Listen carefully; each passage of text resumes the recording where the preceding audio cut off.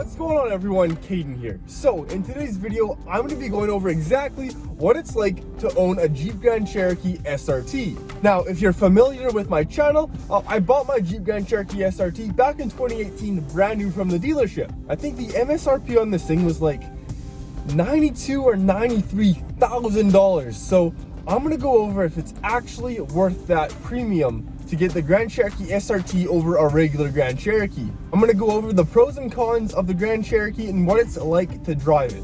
I'm also going to go over some of its interior features like the Apple CarPlay. I'm going to go over the seats and all the interior features. Remember, if you guys find this video informative and enjoyable, hit that like button. It really helps me out, and let's get right into the video.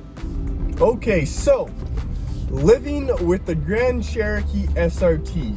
So, like I said, this is the 2018. Back in 2017, they brought the facelift version to the Jeep Grand Cherokee SRT. Some of the major differences is a better infotainment system, this better gear lever.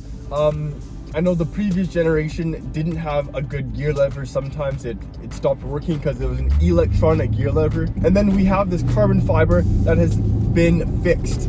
In the previous models, the carbon fiber always came off. So it's really nice that this model, the carbon fiber doesn't come off, which is exactly what you expect when buying a car above 90 grand.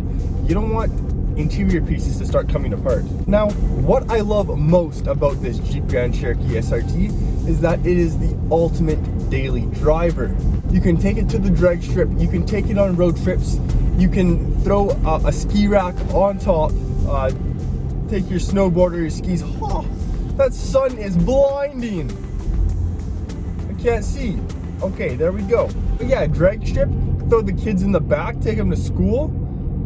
Frick, eh? Like, you can do anything. Now, when comparing the Jeep Grand Cherokee SRT to, say, the Limited X, the only big difference would be the carbon fiber, I'd say, and the engine.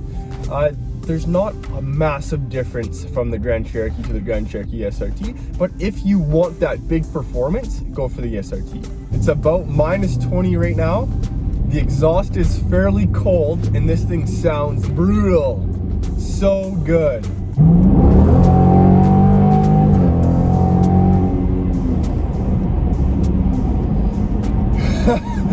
That's what you'll notice separate from any other Grand Cherokee or any other vehicle.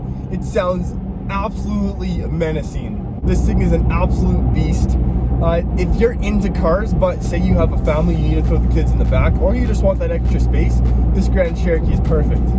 Now, with it being over 5,000 pounds, you are going to get some body roll, and that's just a given in a bigger SUV, but it's honestly worth it. The ride is so smooth, it's unlike any other vehicle. You know, this, in my opinion, compares to the Mercedes.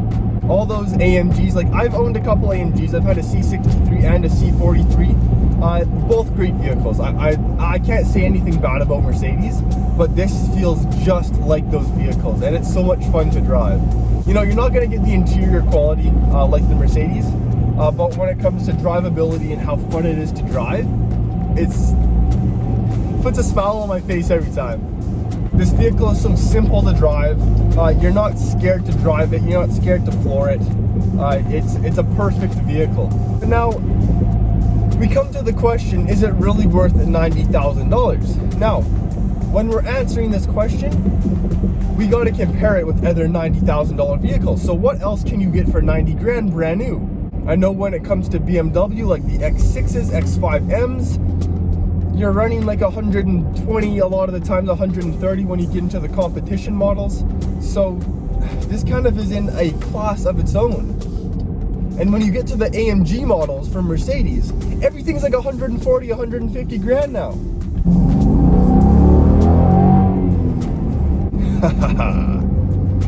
Damn, so much fun. So when it comes to this vehicle, I don't think there's much to compare it to. So either you're going to compare it to a Mustang Mach-E, or we got to look at comparing it to used AMGs and used BMWs, because this honestly competes with all those European SUVs. I have about 20,000 kilometers on this vehicle, and there hasn't been one single issue. That's also what I love about these vehicles. And say you do get the odd issue, you just take it to Chrysler, Jeep, Dodge, Ram. They fix it. They're not going to charge you an absolute ridiculous premium to fix the vehicle, or for oil changes and such.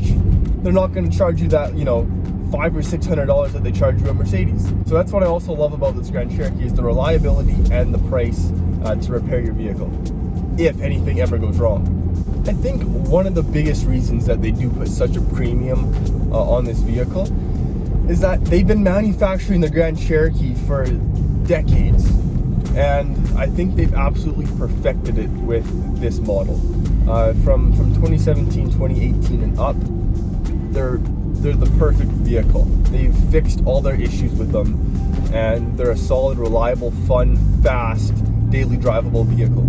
I live in Canada, so it snows about 10 out of the 12 months that we have in a year, which is absolutely ridiculous. This vehicle just handles the snow like no tomorrow. I threw the Hakkapeliitta 9 SUVs on this vehicle, and they're studded, so they grip and they go through snow like it's nothing. Black ice is a big one here where I live, here in Edmonton, and it handles them like the studs just go right into the black ice and they stop you. The worst thing is sliding into intersections, but the tires are really good on this. Mixed with the Brembo brakes that this Grand Cherokee has, it's a perfect combination. Now, I'm about to show you guys the biggest issue with this Grand Cherokee. It's kind of a given, but this is such an annoying factor when it comes to this Grand Cherokee. I'm going to show you right away here. So the most annoying thing about this vehicle is, you guessed it, you know where I am right now? I'm at the gas station. You know how many times I've been to the gas station this week? 4 times! Okay, so it feels like it's minus 900 out, so I couldn't show you guys me refueling my vehicle, but I assure you this thing is terrible on gas. That is the one worst part of owning this vehicle, is the gas mileage. It's absolutely brutal. So if you guys are concerned about gas mileage, don't get this vehicle. Especially if you guys want to go used and find an SRT, maybe a 17 or an 18 now. I think you can get them for around 50 or 60 grand. Find one with like low kilometers. You can find one that has all of its service records up to date. Go ahead, get a used one, and they're great bang for your buck. Like I was saying, what other vehicle can you go to the drag strip and then take the kids to school and then go get groceries and then go for a long ride to the mountains? And there's not a lot of vehicles out there that provide for a comfortable trip to all of those locations. What's also great about this vehicle is how much you can really customize it. It is a pretty much all-American muscle SUV.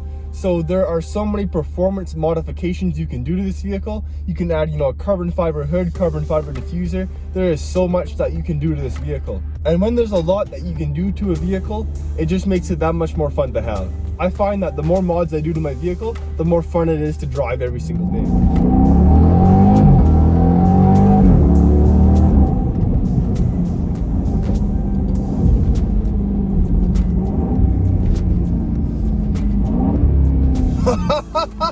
Such a fun vehicle. So here we have the Apple Carplay system. You can see we have the map right on the screen here, and then we can go to our apps. We got messages, maps, music, we got it all. Everything that you'd see on your iPhone is right here. Let me focus it. There we go. Okay, so you can scroll over. We got Spotify and WhatsApp. Like, we have everything on our iPhone right on this screen. Let me turn the light on. I can't see. There we go. So it's super practical. It makes it easy to navigate through your phone so you don't get any distracted driving tickets.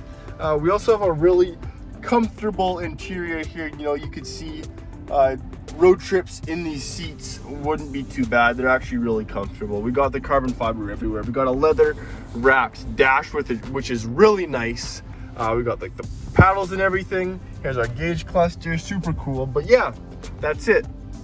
Okay, so it's super dark now. You guys can probably barely see me, but I hope you guys enjoyed today's video. If you did, remember to like, comment, and subscribe. It really helps me out when you give this video a like, and we'll see you guys next time.